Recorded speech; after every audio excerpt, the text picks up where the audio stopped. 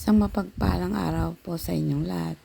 Nandito po kami ngayon sa Gatod, Pampanga upang maghatid po ng kaunting tulong sa ating kababayan na si Tatay Bert. Siya po ay 4 na taon na nakikipaglaban sa sakit na cancer.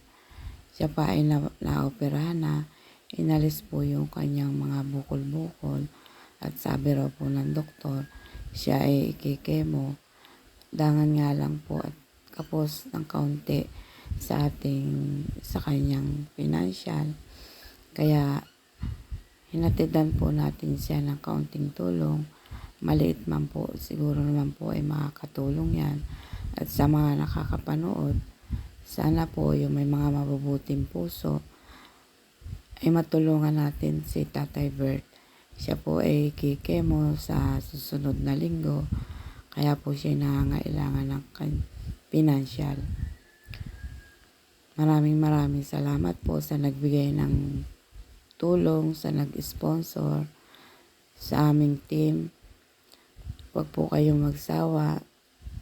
Sana bahala na po si Lord sa inyo magbalik ng siksik liglig ng blessing.